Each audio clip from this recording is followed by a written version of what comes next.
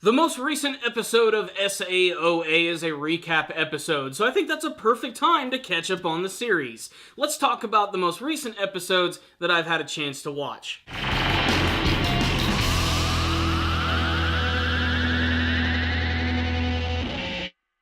Greetings, my friends. It's time to take a look at a number of episodes from SAOA. A lot of crazy things have gone down in the series ever since Kirito and Yu-Gi-Oh! Have met Cardinal and made their way to the top of the tower as they continue to run into all sorts of integrity nights and lots of crazy battles ensue. I've been kind of tardy to the party when it comes to watching these episodes, but I finally had an opportunity to sit down and watch them all, and I have to say, there's some pretty damn awesome material going on here. So let me just talk about some of the highlights from these episodes. It is worth mentioning that the most recent episode, 18.5, was a recap, and it was sort of the perfect thing to check out as I was getting ready to jump back into the series, but I did have an opportunity to sit down and watch all of these, so there are some great moments here. So let's just go ahead and start with episode 14, which is an epic battle against Desol Bear, who is this integrity knight who just so happens to be the one that took Alice away all those years ago. This is sort of setting the bar, the standard for the action that we're getting ready to see here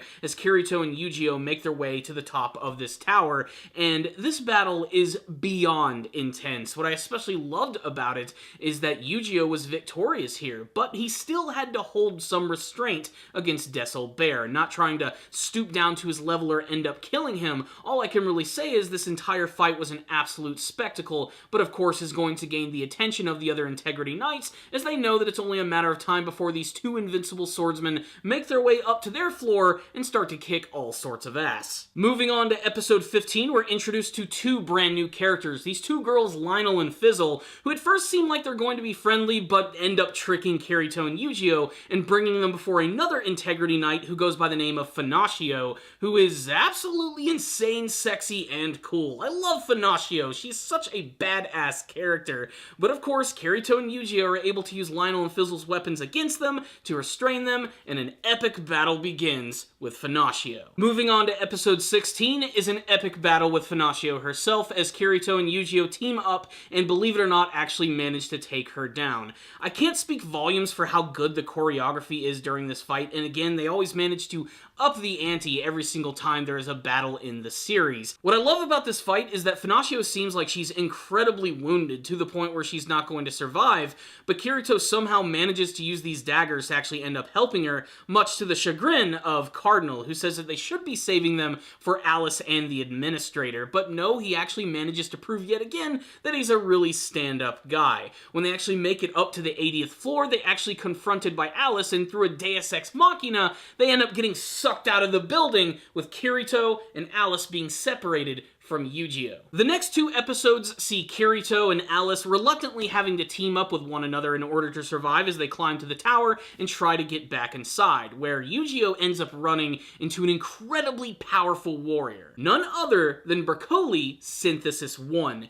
and this leads to what might be my favorite episode of the entire season thus far. Yu-Gi-Oh's battle with Broccoli Synthesis 1 is one of the greatest things that I've seen from the series, especially because it's a battle where he tries to get this guy to remember actually who he is. It just so happens that Broccoli Synthesis 1 was the one who actually slayed that dragon and was the original owner of this sword. I also love the creativity of Yu-Gi-Oh! In this fight, where he actually uses this power where everything just gets contained within the ice, and it ends up activating this really awesome secret ability where it can sort of like sap and drain the life of his opponents as long as they're contained within this space.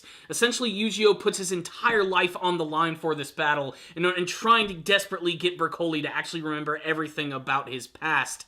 It's an intense fight, to say the least. You can really tell that through all these battles, too, that Kirito has truly rubbed off on Yu-Gi-Oh! But before the battle could have any sort of definitive end, Prime Minister Chudelkin comes in and he just suddenly stops Broccoli Synthesis 1, and that means Yu-Gi-Oh's about to have a bad time. So Yu-Gi-Oh's been captured, Kirito and Alice are still together, and that leads us into a big ol' recap episode. So what's the rundown on all of these episodes right here? This is like an extreme summarized version of all the major events that have been going down in these episodes, and I wish I had more time to talk about them, but I wanted to catch up as quick as I can so that from now on I can try and do these on a more episode to episode basis. What I will say is that like right after episode 13, everything just sort of kicks into high gear as Yu-Gi-Oh! And Kirito make their way to the top of this tower with all of these amazing fights going on and the introduction of so many unique characters. What I especially love is how incredibly different this feels from the previous seasons of SAO,